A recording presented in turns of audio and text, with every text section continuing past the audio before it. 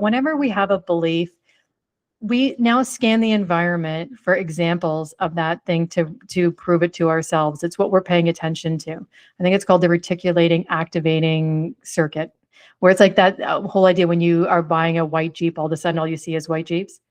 So the same thing. So once you have a belief already, you always are looking to prove to yourself that that belief is true. So all of a sudden you can have any experience in your reality, and it's not the content, it's the context you give it.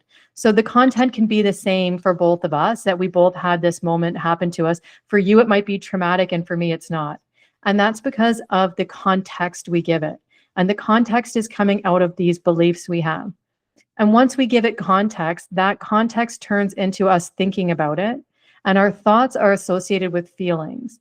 And once we feel something, it now turns to biochemistry into the body.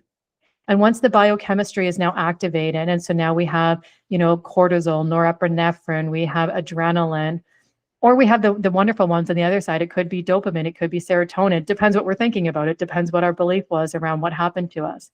But generally, the stress response is going to put us into that sympathetic state. We're going to start to automatically breathe more shallow, breathe more rapidly. Our pulse, our heart rate increases. We get ready for fight or flight. And all of a sudden now we can't do higher ordered thinking. So we're not really ever, making better decisions and better actions now because we're constantly in stress. And so when you have an autoimmune disease and your body starts to attack itself, you have so many things you need to do. First of all, not just calming it, but you need to repair all the damage that's already been done. So if you're not building a healthy immune system, you're not modulating correctly, and you're not doing the repair process, then that stress is going to constantly put you in a fragile state, not only aggravate your disease, but prevent you from recovering from any damage that's already happened to you. So it really is fundamental to step all the way backwards and think about, like, how am I really seeing the world? What am I paying attention to? How am I giving meaning to it? And even the things that have happened to me in my past, how can I go back with my adult self now, with all of these resources, self-love, compassion, things that maybe I didn't have when I was younger?